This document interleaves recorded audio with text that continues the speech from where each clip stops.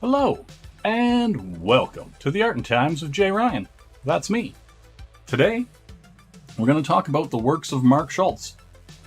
But not these works. Today we're going to look at the toys for Cadillacs and Dinosaurs. That's right. Now we're going to switch over here, and through the magic of editing, all these comics are going to disappear. I'm going to move this toy and then scoop these delicious puppies up. You're not going to see any of this. This will all be removed in post. Because that's how I roll. We run a tight ship here, and we would never slow down any of this with housekeeping. All right, we're back here, and we're looking at good old Zeke. Quetzalcoatlus. You know what I'm saying, bro? Okay, so we got Zeke here. He's a message-carrying backpack and log launcher. You might recognize some of these molds here if you were into Dino Ride. He's got his little secret message decoder down here. He's got a map. He's got some logs. He's got his little backpack and headgear. He's looking pretty sweet.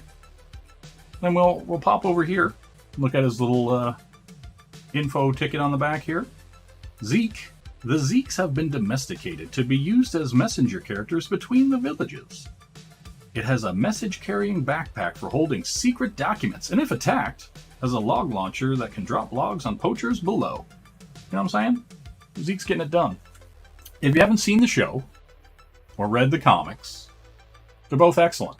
Can't recommend either one of them enough. They're both great.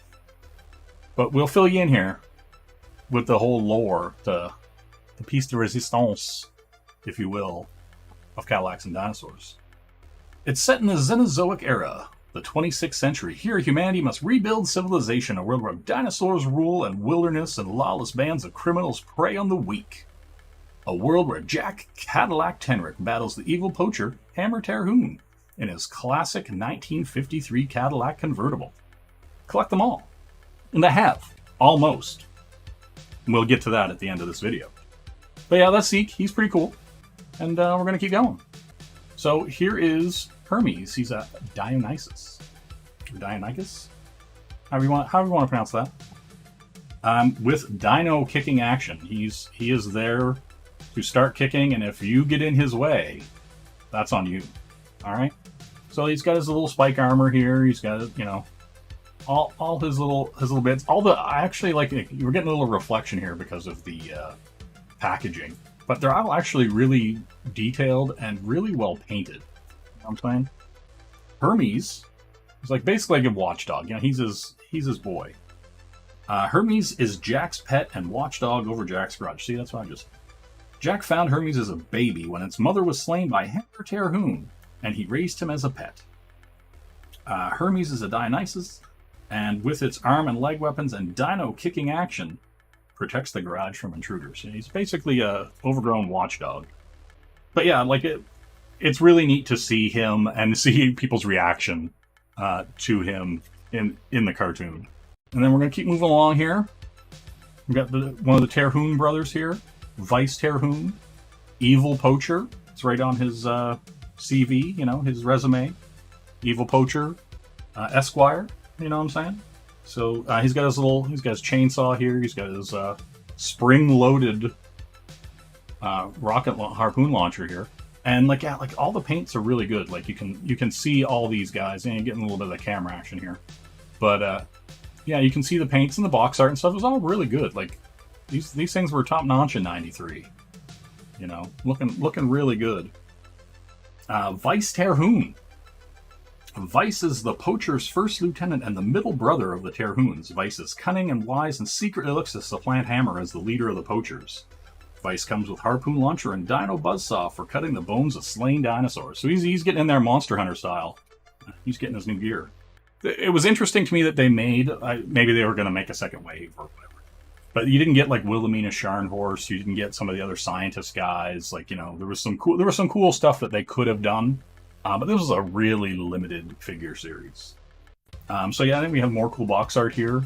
Hammer Terhune, lead evil poacher. You know, so he is CEO of the poachers, and he's got his hammer slammer and Dino Trap. But yeah, like also like, you know, he's got all the face paint and tattoo stuff. fur boots, the whole jam. He's got going on there. Hammer Terhune. He is the leader of the Poachers, a brutal band of lawless smugglers and killers who trap and kill dinosaurs for both pleasure and profit. So when he goes on vacation, it's business and pleasure. You know what I'm saying? He checks both boxes. Hammer is outfitted in camouflage gear and has a trademark face paint. Hammer carries with him his Hammer Slammer, weapon and dino trap for killing dinosaurs. You know what I'm saying? He's getting it done. He is really getting it done. We're coming up with my main man here, Mustafa Cairo, chief engineer, badass all around mamma jamma. His Mustafa blaster, he's naming stuff after himself, so he's got a bit of an ego. He's basically the right hand man. He works at the garage, fixes up a lot of stuff. Helps Jack out. He's a good dude. Mustafa Cairo is Jack Tenrick's chief engineer and best friend. When Jack is in trouble, Mustafa will be there with his powerful weapon, the Mustafa Blaster. Mustafa also carries with him a pipe wrench for fixing vehicles. Mustafa also has a mechanical leg, the result of a battle with evil poachers in which he lost a leg. Part man, part machine, all Mustafa. You know what I'm saying? We're getting down to the last few figures before we get into the vehicles here. And we're hopping in here with one of my favorites in the comic and in the show, Hannah Dundee, scientist and diplomat. Which she does very little of either of those professions in the comics. But yeah, she's got her double shooting, spring-loaded crossbow. You know what I'm saying? It's kind of her take here is pretty interesting. Like, her hair's kind of all pulled back behind her. Rarely does she ever have her hair in any kind of ponytail or anything like that. But they did that for her with the figure. But generally, it's still a solid, decent-looking version of her, and I like it. And we'll pop over here. Hannah Dundee. Hannah is the scientist and diplomat from the nearby city of Wassoon. She has been sent to the city in the sea to set up trade relations, which she does none of. She rarely does anything. She gets so enamored, ensnared, shall we say, with Jack Tenrick and everything that's going on in the city by the sea that she's not doing, if her job is diplomat and scientist, she left that at, back in Wassoon. She's not doing any of it. She teams up with Jack, armed with her double shot crossbow, to do battle against those who want to destroy science and nature. And so, yeah, the funny thing about that is, like, in the show, she mentions it, and she comments on it, very, very infrequently about her scientist and diplomatic role, but mostly she's just, like, on the adventure and getting pulled into Jack's work, which is really the key ingredient there. They make a good duo. And so the aforementioned Jack Tenrick, this here is not how you rarely ever see him like this, like at least in the show and stuff like that. I don't want to. I'm not going to downplay jungle fighting Jack Tenrick, but soon you'll see basically his stock outfit. So yeah, we have him here. He's got his little tattoo. Got a tattoo on there for the Machinato Vitae, the machinery of life. I'll have you know. And if you don't know now, you know. But yeah, all these figures are really great. They're really well detailed. And like I said, they kind of have that kind of simple Kenner, but a bit bigger than the Star Wars figures and stuff like that. But really, really nice sculpt and well detailed. But we'll flip over here. Jungle fighting Jack Tenrick. Jungle fighting Jack Tenrick comes outfitted in a new rugged fighting attire, which allows him to do battle with the poachers in the rough jungle. Should be rough, steamy jungles. Jungle fighting Jack is armed with his harpoon bolo, with landmine to thwart the evil poachers. You know what I'm saying? He's out there trying to get it done. You know what I'm saying? And now we're going to come to last, but definitely not least, Jack Cadillac Tenrick. Master mechanic. He's got his Nitro Express launcher. Got his tattoo. You know what I'm saying? He's also got the Machinato Vitae symbol on his shirt. So did Mustafa. He's got a knife. There's actually a lot of good detail happening here. He's got his knife there and everything like that. And this is how you're going to see him in the show. In the comics, he's generally kind of just a t-shirt and jeans kind of guy. But they spiced him up a little bit for the show. Jack Cadillac Tenrick. Jack is part warrior, part shaman, and all hero. And that's also another, that's like a huge thread through Cadillacs and Dinosaurs. Because he is like an old, they call them the old blood mechanics. He's like a shaman. And he basically works with the Griff. And they're like these like kind of in between like dinosaurs and human, like lizard men. But they're, you know, all very wise and they keep to themselves and they try to stay hidden from humans. Like, you know, their whole culture and everything like that.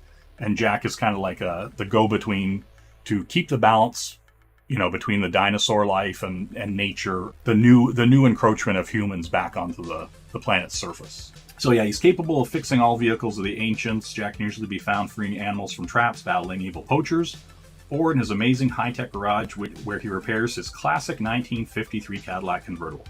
In battle, he uses his awesome weapon, the Nitro Express, to battle those whose goal it is to destroy nature. All right, now we're going to get into the vehicles. Boom. Here we are. Hammer's Tri-Bike. Got that great logo. Love it. All the box art was actually pretty cool for its time. Like, has that like airbrushed, you know, look to it. And I'm a big fan. Also, as you notice, all the figures not opened. Not open. Look, Toys R Us $4.98. This was clearly some kind of blowout, you know. But yeah, nothing open. This is sealed, you know, tighter than a nun at church. So, we got the features here. Harpoon missile launcher, shoots 3 dino-piercing arrows, 2 rear-wheel tire slashers that double as missiles, dinosaur skull hood ornament, holds 2 classic figures, sold separately.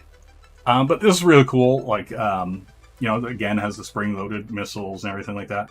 Has the cool gold and green kind of Serpentor's chariot color scheme. Yeah, really cool, you know, again, all still nice and sealed and safe from prying hands and eyes. And then boom, we got the glider, Jack's glider, with grabbing claws and boulder bombs. And this is a pretty cool, you know, kind of pterodactyl style glider. Also, again, everything never been opened, all still sealed.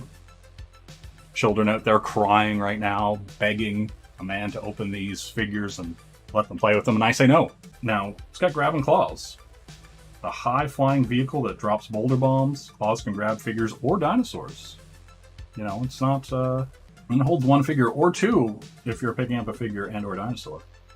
But yeah, these were all great, like all the stickers and everything like that. Like, you know, someday these will all come out of their boxes and be beautifully displayed. But until then, let's look at the next figure.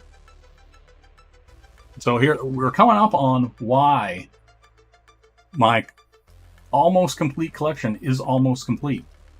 And it's one of the dinosaurs. We're looking at the Triceratops here with giant boulder launcher. You know, pretty cool art here. Look at that grass. Damn. Grass, son. We'll flip them over. And again, Dino Riders fans rejoice. They have reused some of these molds and just made them different colors and stuff like that. Different weapon and armor, but from what I understand, they just reuse these molds.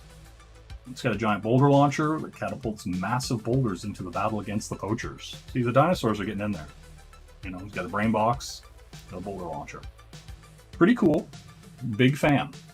Big fan with a man with a plan. All right, and now we're coming to the last, and yes it is. It is Jack's Cadillac. Beautiful.